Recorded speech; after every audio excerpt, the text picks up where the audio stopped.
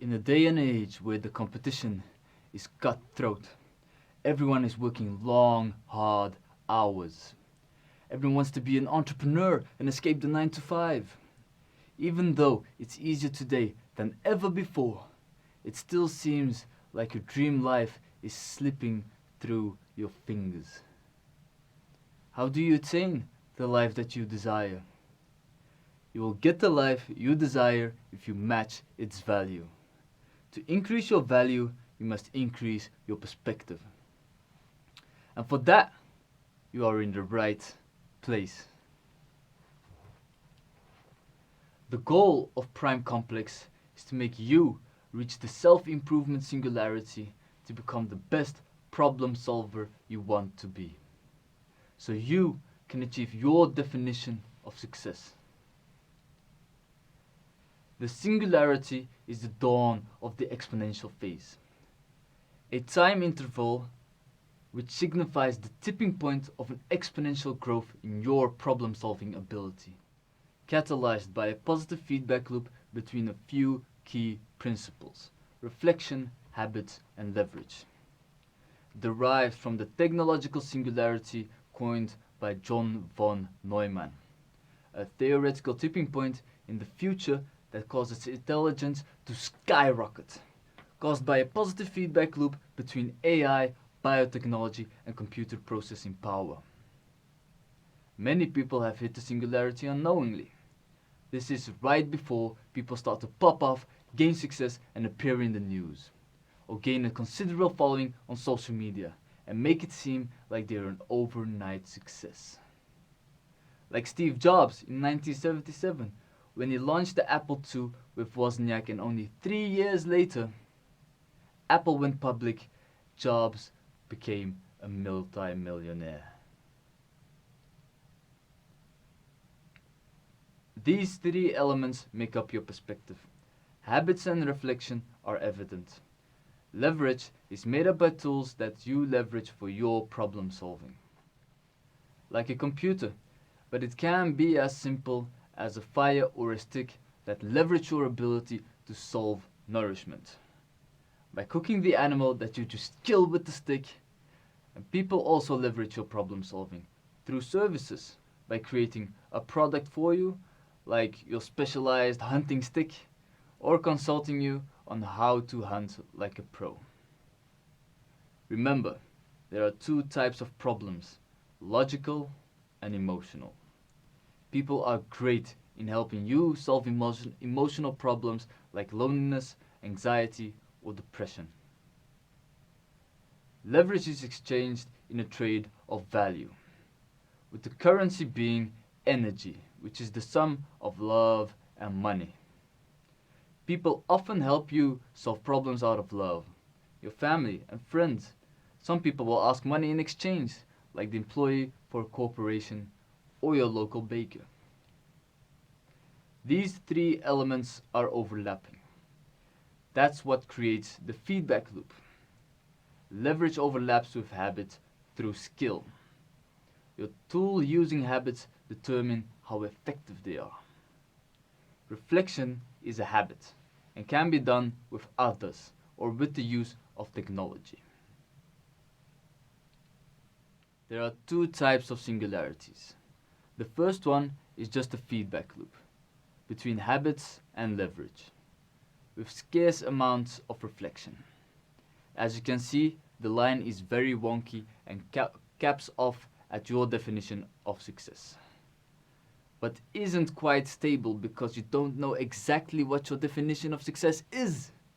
So you overshoot it and realize you are doing too much, and return but then fall below where you want to be, and it's a bit messy because you know you are close but don't know your destination exactly.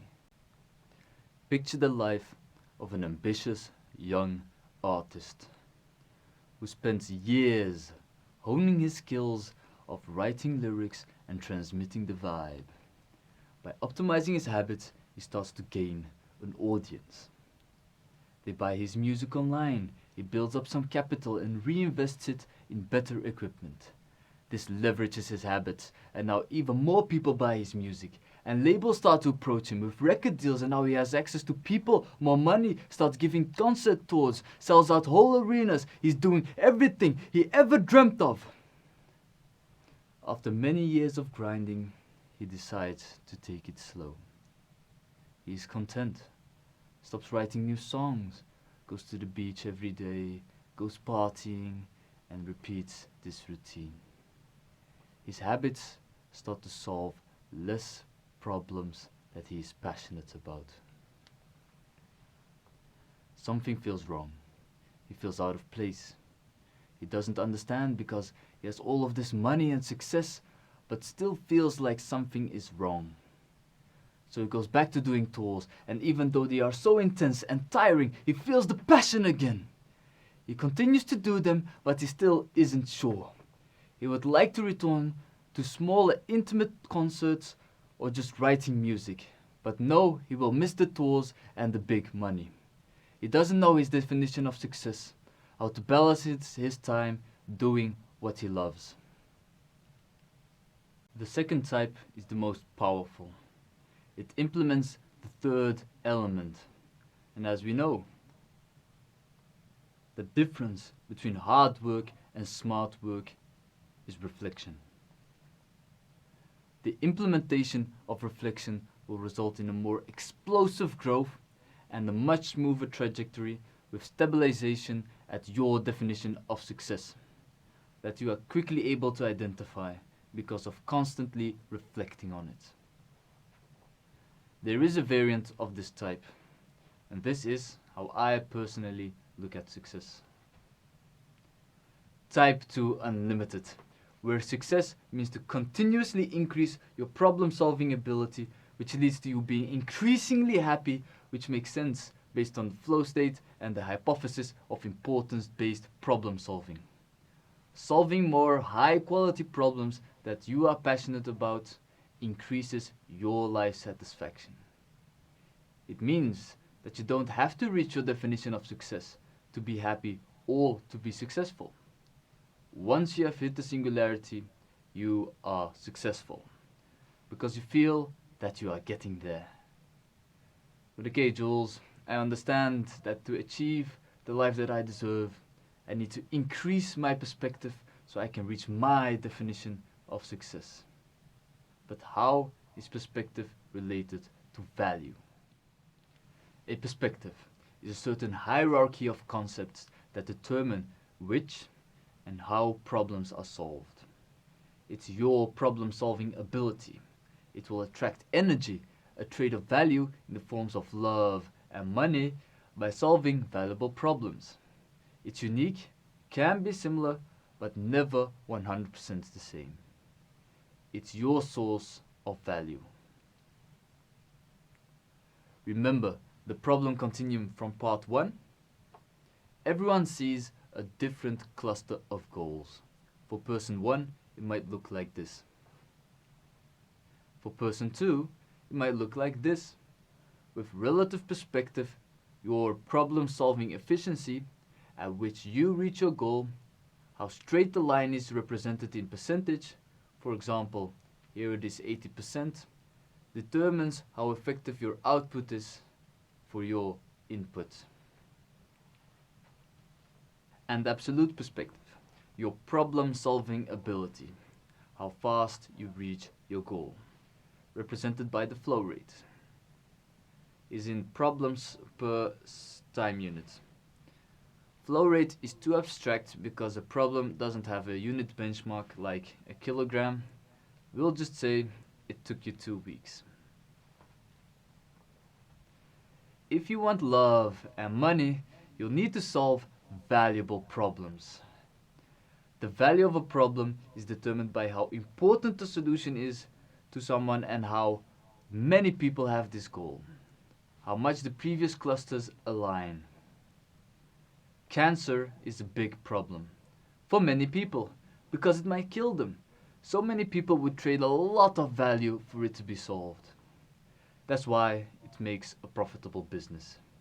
Think big pharma. You also have smaller problems for many people, like cold, unprotected feet. Selling shoes makes good money. which has turned into more than just protecting your feet, or you have very big problems for a few people. That brings me to an opportunity.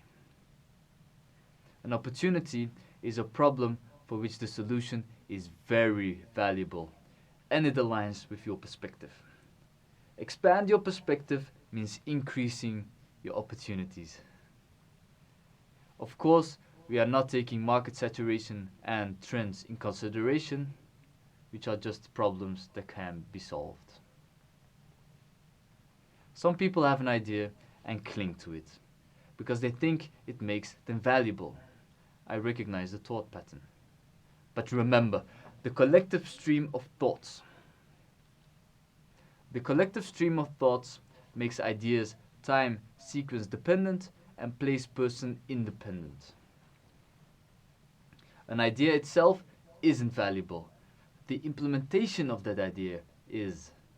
To start a business or to help your company, you need to implement that idea to reach that goal by solving all the sub-problem that stands in its way.